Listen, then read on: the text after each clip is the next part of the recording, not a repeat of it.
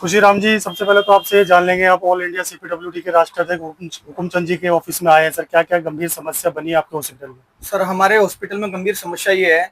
15 अप्रैल को ठेकेदार ने, Ajit Meena care taking incharge है, उसने हमारे को बोला सारे वर्करों को कि सेक्टर 63 चले जाओ, 1 तारीख से 1 मई से नया ठेका आ रहा है। हम सेक्टर 63 गए, वहां पे ठेकेदार ने 30-30 हजार रुपए की डिमांड रखी। वो भी डिमांड हमने पूरी कर दी। उसके बाद भी बोले 15 तारीख से आपकी ड्यूटी चालू है। हमारे वहां पे बायोमेट्रिक भी कराए थे ऑफिस में। फिर उसके बाद 30 अप्रैल को रात को 8 बजे हमें पता लगता है कि हमारा लिस्ट में नाम नहीं है। 1 तारीख से ड्यूटी खत्म। ना तो हमारे को कोई इन्फॉर्मेशन दी गई, नहीं हमें बताया गया, ना कोई नोटिस दिया गया। इसमें पूरे अस्पताल के अधिकारी सारे करप्ट है, सब भ्रष्टाचारी हैं। इनकी जांच की मांग कर रहे हैं हम। इनकी जांच होनी चाहिए। हरिश्चंद्र हॉस्पिटल में हमने एंटी करप्शन ब्यूरो में भी कंप्लेंट लगाई थी, लेकिन वहां से भी कुछ नहीं हुआ। सीएम मैडम के पास भी गए थे, उनको भी 3 बार लेटर दे के आ चुके हैं।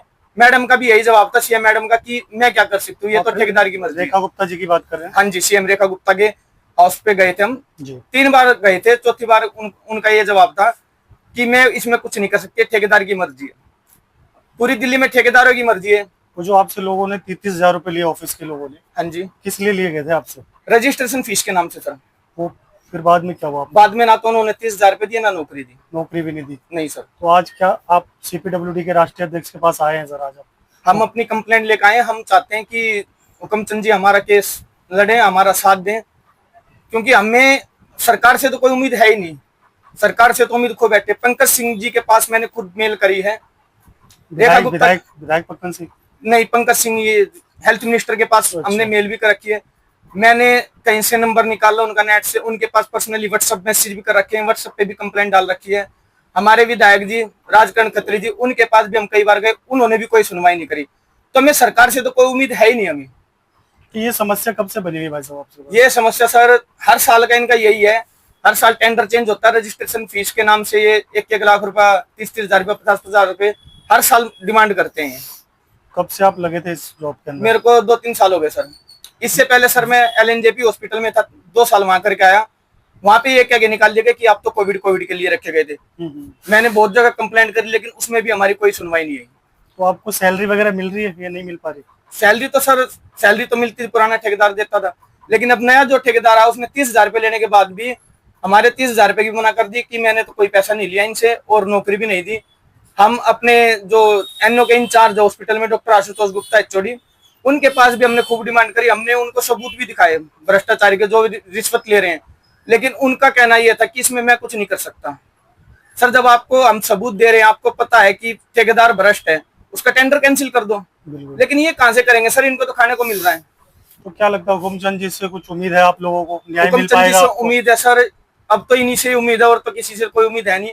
सर, हमें जरूर न्याय दिलाएंगे। आप जैसे काफी भाइयों के केस काफी सोल्व भी किए इन्होंने, हुकुमचंद जी। हाँ जी। तो आपको भी न्याय मिलेगा, मुझे तो यकीन है। लेकिन आप भी कुछ हमारे दर्शकों को साझा कर दीजिए। मुझे भी यकीन है सर, हम सर से कई सालों से जुड़े हुए हैं, सर के साथ। और इसीलिए हमें जब पता लगा हमारे साथ ऐसा, हम सर के पास आए, सर को बोला कि सर ऐसे बात है। सर तुरंत हमारे साथ गए थे। धन्यवाद भाई। हाँ जी।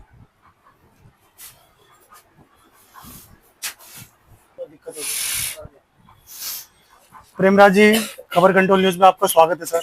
आज आप सीपीडब्ल्यूडी के राष्ट्रीय अध्यक्ष हुकुमचंद जी के ऑफिस में आए हैं सर। जरूर कुछ ना कुछ मांग होगी आपकी ऑफिस की परेशानी को लेकर आप यहाँ सर के पास आए हो। कुछ हमारे दर्शकों को बताएं क्या क्या समस्या है। सर, मैं पीडब्ल्यूडी से रिटायर हूँ और पिछले 20 साल से मैं देख रहा हूँ इस डिपार्टमेंट के अंदर बहुत ही बेईमानी है। मैंने भी पहले नौकरी पे रहते हुए भी एसडीओ वगैरह के खिलाफ शिकायत करी थी, जो कि बिना काम का बिल बना के खा जाते थे। लेकिन कांग्रेस का टाइम था, कांग्रेस ने भी कोई कार्रवाई नहीं करी। जब ये झाड़ू वाले आए साहब हमारे, तो इन्होंने भी, केजरीवाल जी ने भी कोई कार्रवाई नहीं करी।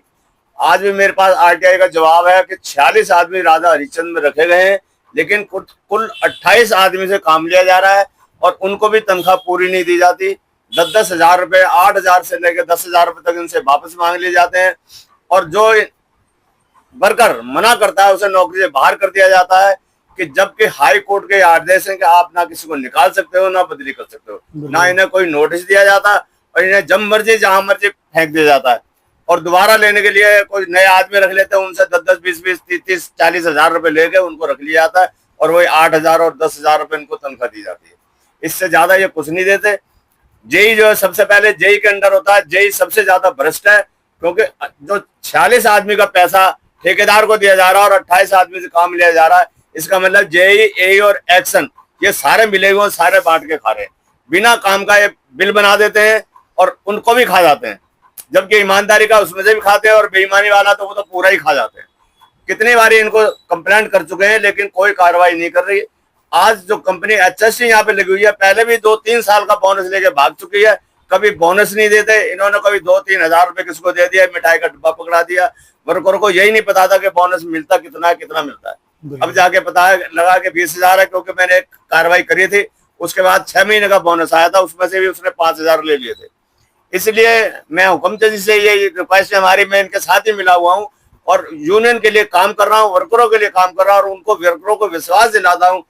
जैसे गुरु तेग बहादुर हॉस्पिटल के अंदर हमने लड़ाई लड़के सबको पूरा पैसा दिलवाया, उसी प्रकार राजा हरिश्चंद्र BJR हॉस्पिटल जो कि जहांगीरपुरी में और जो वाल्मीकि हॉस्पिटल जो कोट के अंदर है, इनके लिए भी हम लड़ाई लड़ रहे हैं और इनको पैसा पूरा दिलवाएंगे। और गवर्नमेंट से यही हम कह रहे हैं, या तो आप सुधर जाओ, नहीं तो जिस प्रकार कांग्रेस भागी है और झाड़ू वाले हमारे केजरीवाल जी भागे, इसी प्रकार बीजेपी को भी भगा देंगे। हमने बीजेपी के कभी मुख्यमंत्री को भी मैंने लेटर दे के आया था जब ये बनी थी, लेकिन कोई कार्रवाई नहीं करी और कहते हम कुछ नहीं कर सकते। जब तुम कुछ कर ही नहीं सकते तो तुम्हारी हमें जरूरत क्या है? इसलिए इनको धक्का मार के भगाएंगे। ये तमाम जो हॉस्पिटल के नाम गिनवा रहे हो सर, हाँ। ये सब दिल्ली सरकार के अंडर ये दिल्ली गवर्नमेंट के अंडर है और ये इसमें ये अम्बेडकर हॉस्पिटल के अंदर का एक्शन बैठता है।